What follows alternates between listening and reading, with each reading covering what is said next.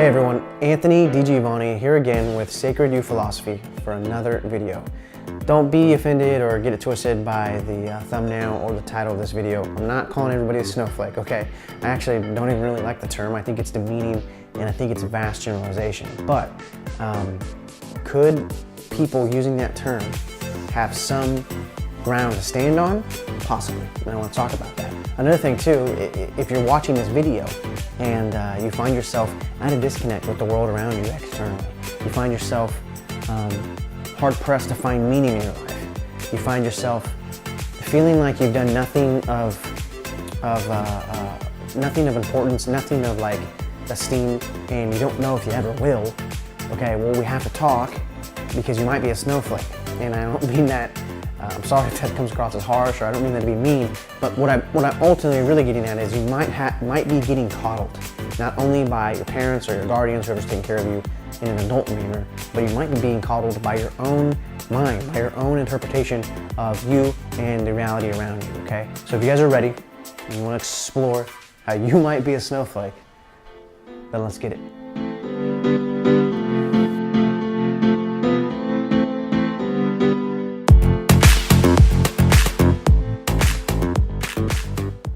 All right, so diving into this topic, snowflakes, Snowflake Generation, what that has to do with self-esteem, because I'm still on self-esteem. I'm gonna break it down into 3 categories for you guys. The first is going to be describing the environment, so I guess just the setting of what we're talking about here and what's going on. The second will be the truth of self-esteem, the true side of self-esteem, and then the third part is the practical outcome or the practical experience, the practical action, okay? Those are 3 parts. All right, so first, setting the scene, setting the tone. Where are we at? What is the setting of this whole conversation? Well, I look around and there's a lot of parents, I think we've all heard about this, no matter your age. There's a lot of parents that are actively fighting to even the playing field when it comes to values and when it comes to winning. I mean, we can most prevalently see this, that's why I brought up winning. You can most prevalently see this in Little League soccer, baseball, and football. I'm hearing more and more about my cousins or my nephews or whatever, they're playing games where they don't even keep the score. And it's all in an attempt to not hurt anybody's feelings, and that everybody's a winner. Everybody gets a gold medal, right? We've heard the complaints about this from older generations. Well, it's true and it's really happening. The thing that's interesting about that, it's not even really interesting, it's something to be aware of as a potential consequence, is when you even the playing field like that, where everybody's a winner, well then nobody's special. So it's actually contradictory, it's paradoxical because a lot of times I assume, and I've seen, a lot of those same parents that love that type of stuff where, everybody's a winner, even the playing field of values, they're the ones going home and telling little Johnny or Susie that they're special. They're very special and the world is theirs. Well, that's paradoxical because what you're doing is, well, the baseball game they just left, everybody won. So what's special about them? There was no reward to the risk. But what's even funnier, and this is maybe a whole nother video, is that a lot of times I think most of the kids are keeping score. They still know whether they won or lost. So that's an interesting take on it. It's like, we're not going to externally talk about losers and winners, but internally we are paying attention to who's losing and winning, and you can't talk about it. I don't know. It just doesn't seem like a healthy setup. Regardless, it's paradoxical to even the playing fields of values, and then go home and tell someone that they're special, that they're unique, that they have unique value. And that's the problem here with self-esteem, is I see sometimes self-esteem in its rhetoric taken too far to this extreme, where it's saying, well, yeah, everybody should have good self-esteem. We would hope that everyone would have high self-esteem, and so in an attempt to create that and to bring it into existence, we're going to tell everybody that they're special, and that there are no losers, that everybody's a winner, and we all get a gold medal. But it's devaluing the values. And here's the thing: when you say something is valuable, and you set it atop, you set it apart, you pick it out of a group, and you say that's what we aim for. Or that's pivotal, that's important, right? You are devaluing just a bit, and sometimes more, and you're lessening the things underneath it, the other things in the group, okay? And that's a bit vague and abstract, but what I mean is like, if you're gonna go out and say that humans inherently have value and dignity and purpose, well, that's automatically going to validate and lift up certain behaviors and certain values and devalue others, okay? So not everything can be special. Not everyone can be special because not everyone follows those terms. That's ultimately the setting I'm seeing here today. I said I want to set the tone and describe the setting here for this. And I see that going on today. That self-esteem is being taken too far in a paradoxical way. It's landing in a paradoxical conclusion to say, well, yeah, everybody's a winner and everybody's special. But then go home and like individually, yeah, you're special, you have dignity, you have unique value. Well, how can that be when everybody's a winner? Another example of this going on in the setting, in the world, in reality around us, if you think I'm generalizing or crying wolf, is I'm a teacher and I see this all the time, and I know if you're a teacher watching this or you know teachers, you've probably heard of this instance, but I've heard way too many horror stories of kids acting out doing inarguably the wrong thing. They're breaking rules or whatever have you, and the teacher writing them up or sending them to the principal's office, whatever they're supposed to do, and then the parent of this kid coming up to the school and defending the kid to their death and trying to tell the teacher that they were wrong for punishing their child. That's what I'm talking about, is this whole, well, my little Johnny's special and you can't tell him he's wrong. You can't tell him he's not. And therefore he's allowed to do whatever he wants. Like, that's complete and utter chaos. My brother, I'm sure you won't mind me sharing this story, was a teacher. He left teaching because he was talking to his students one day about how he was gonna have a sub and they needed to respect the sub that was coming.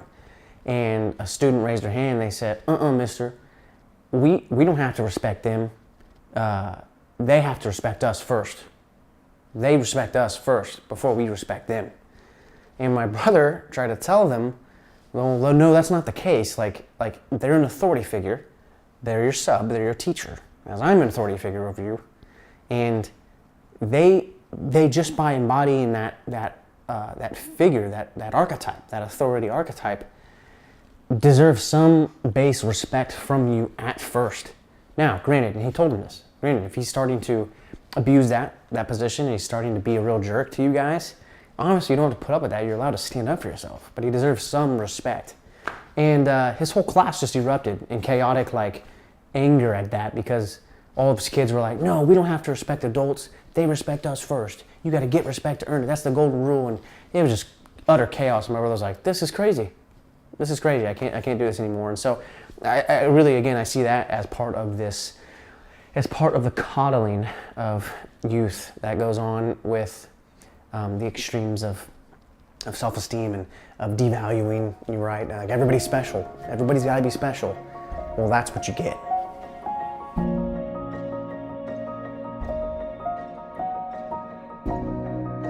Okay, so let's get down to the truth of the matter. What's really going on here? Look, here's the deal. And like I said, I don't like the snowflake label. I think it's demeaning. It's obviously an overgeneralization, potentially a stereotype. I'm using it mostly just to relate in terminology to the culture here. But I think there's no arguing that the generations, like the post-millennials, late-in millennials, and like Generation Z or iGen, whichever you want to call them, basically people born 1995 and after, are the ones receiving this. And I think it's because they're the ones with the biggest set of parents who are doing this softer, more benevolent, coddling type of parenting. I've seen it in my own peer group. I've seen it in the kids I teach and coach. So I definitely think there's some footing to be had there in that term, the snowflake term. I don't think it's a good term for it, but I think they're seeing something. They're not just making that up out of nothing. You know what I'm saying? Now, that being said, what's the truth of this? What's going on here, right? You think this might be contradictory, me saying that not everybody's special, because that's essentially what's going on here, is at its core, is that not everybody's special. Sorry. And I know that hurts. Maybe you don't want to hear that. It could be harsh. Not everybody's special, okay? not everybody's special because mom told you so. Not everybody's special because of you grew up how you did, okay?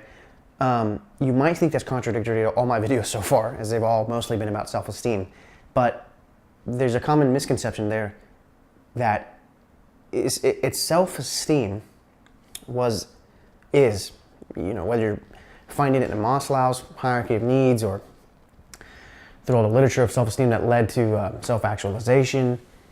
Self-esteem is meant to help people realize and actualize the inherent dignity and value they already have, like as a base human embodying the mystery of life. Okay, we all have that. But that doesn't make us special, okay? It's like a base coding. Like at the end of the day, it doesn't matter how crappy you could be. That's why a lot of times, like we still give some of the worst people trials and we don't just shoot them, right? Because they're human. They might have something to contribute to the whole society. So it's like a base given. And some people don't even realize it. That's why it's so important. It's a very important rhetoric. It's a very important conclusion, self-esteem and self-actualization. Because a lot of people don't even realize that they have that. They just think they're useless and they're meaningless. But the flip side of it is this whole, well, everyone's special. It's not that makes you special. It's the decisions you make individually, daily, that make you special. It's what you do with the suffering that life hands you that makes you special. It's the moral shortcomings and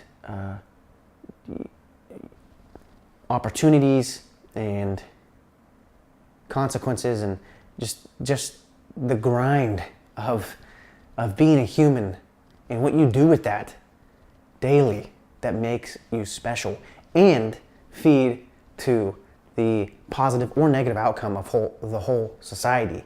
You may not even think that those consequences are there, but if everybody has a little bit of influence, not only on just their life, but a little bit of life around them, and you multiply that by the billions of people on Earth, then you do actually feed to a percentage of the whole reality of all of Earth.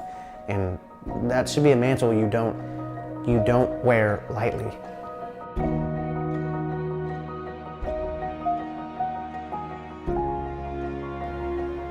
Okay, well, let me tell you about Carl Rogers. He was a psychologist in the early 1900s, and he had this whole concept of discovering structure in experience. And essentially what he meant was you can discover and create the maps you need to navigate reality only through experience, only through living. And that implies trying and failing. So there's like one answer to the practical side of like being the practical side of being truly special is go experience life, go live life. And the rough part of that is you gotta scrape your knees. You gotta fail sometimes. I've always been a proponent of like, especially in like the entrepreneur side of my life and the filmmaking side of my life, like failing as much and as fast as you can early on. I made a ton, especially with film, I made a ton of bad films, but I made them very frequently and very quickly and very early on, and it helped me learn a lot. And there's a lot to that when it comes to any new endeavor. And I don't think that you should take that away from life. Like you got to go out there and live and try and fail. Hopefully you have the love and support of a family or friend system that will be there to help you in those downtimes.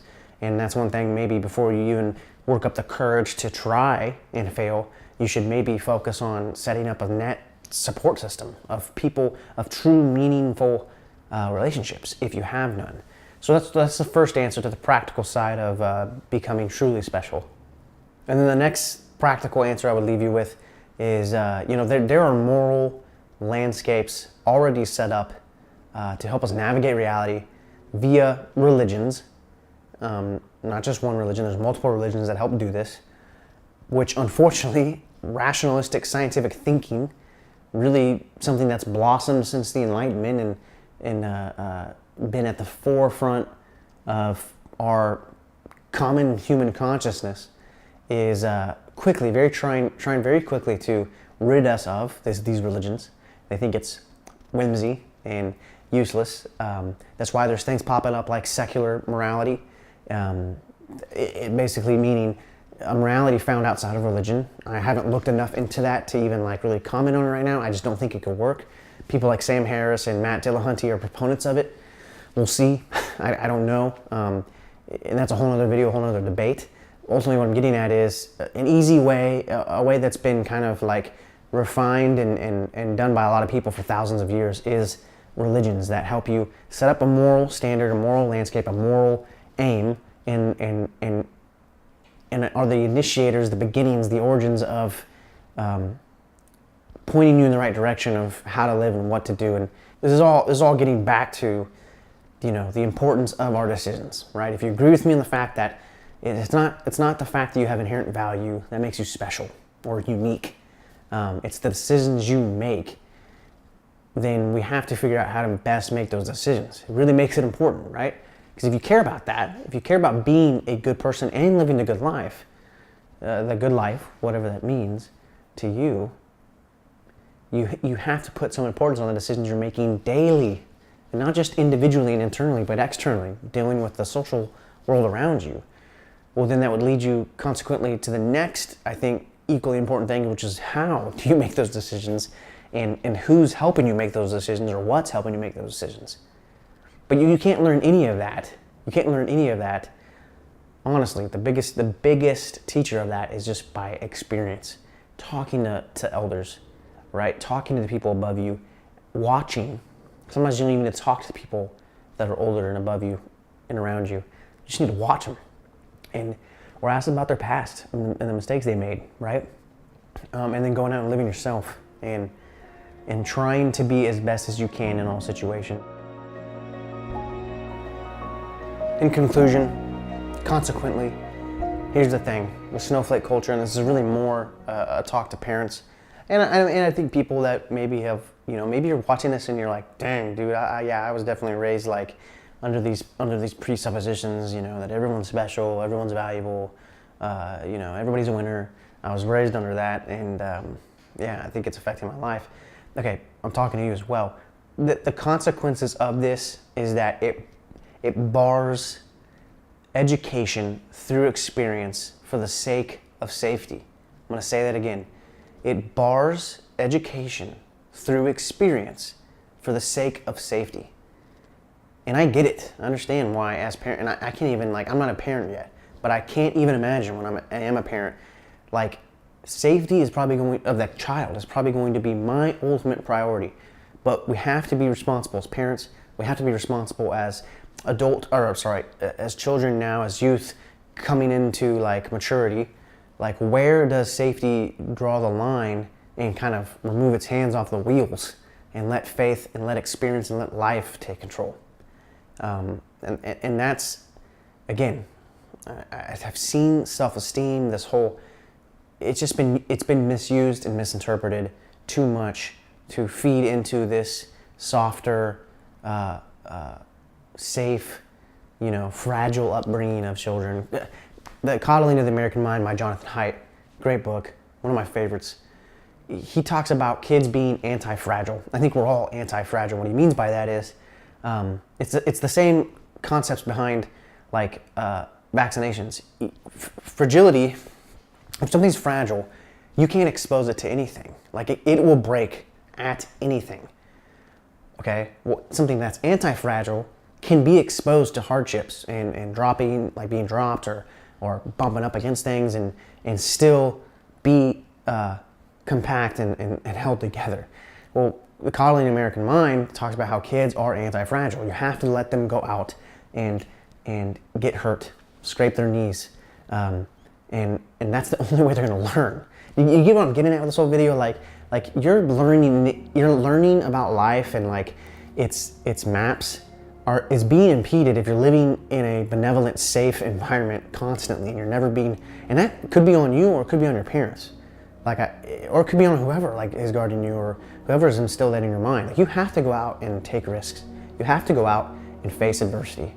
Another good example of all of this is the example of a child learning to ride a bike for the first time with a parent. Like, we've all either lived that, we remember it, or we've seen it with, you know, younger siblings ourselves, or, you know, we've seen it in movies. The kid on the bike is terrified, right, of the parent to let go. I know we've all been there, we've seen it, like, you know, like, don't let go, you know, promise me you won't let go. As in when they turn around, they got to face forward. It's like, yeah, the parent or the mom, their dad's like, yeah, I'm here, I'm not gonna let you go. And they're pushing, and, you know, they're pushing along, and it's fine. The kid's still scared, but it ultimately takes an act of trust, not only the kid, but an act of trust on the parent when that moment of letting go happens. The parent has to trust the kid enough, or trust life enough for the kid to be let go. That's really what it is. And the kid has to trust the parent enough to say, once they've let go, oh, I have this on my own, and they realize it. I have this, and they can ride, and they can turn around and be like, oh my God, I was doing it by myself. I was riding the bike by myself. I think this is a perfect metaphor for life. Like, we have to go try to ride the bike at the risk of falling. Our parents have to let us try to ride a bike at the risk of falling and scraping our knees or getting hurt or breaking a wrist, right? Like, that could happen. That's life. You know, you can't let the training wheels be on for the rest of the kid's life. When are they ever gonna learn? When are they ever gonna learn to balance that bike and be able to ride on their own? They won't. They'll always be at the mercy of the parent to supervise them, or at the mercy of the training wheels, and it'll impede them in their growth, and they'll be behind their peers. So I see that as a perfect metaphor for what I'm talking about here, guys, with the valuing of everybody. Everybody's made to be a winner, everybody's special. It just can't be so. Okay, you've made it to the end of the video. I hope that helped, guys, because ultimately that's all I'm trying to do, is help people. I appreciate you watching thus far. Look, if we can, the big goal of this whole page is just for us to be able to work closer to being able to attempt and accomplish what I call self-awareness, which essentially, like, I mean, I think everybody would probably have this definition of it, hopefully, but it's just consciousness that's conscious of itself. It's the ability to step outside yourself and turn back around and look at your own self, your own life, your actions, and the way you behave with a brutally honest, critical lens in an attempt to become better each day. I know that's my goal, and I would hope through this video or even through the own circumstances of your own life that that's your goal as well. And if it's not, I hope it becomes that. The goal of trying to be the best you every day and competing with who you were yesterday. And that's, if we could get everybody to move towards that, I think we would eradicate a lot of the issues here on Earth. I don't know, it's just my hypothesis. Regardless, I'm gonna keep trying. I'm gonna keep trying to make videos in an attempt to help you guys. What part of that help is conversation. So I love the comments below. If you can do that, that'd be awesome, even if they're just goofy. I always try to respond if I can. A like and a share go a long way. And then another thing, guys, is hit the subscribe button if you haven't. Also, what I was getting at is that this video, if you liked what I said, you think that what I said could help somebody else, send it to them. Send this video to other people. That's a lot of the reason why. I mean, it would just help feed the mission of all of them, which is, my mission is to help and have these big conversations. So how you could help feed towards that is sharing the video, if you feel so moved to do so. Anyway, regardless, I thank you guys for watching, and I will see you next time.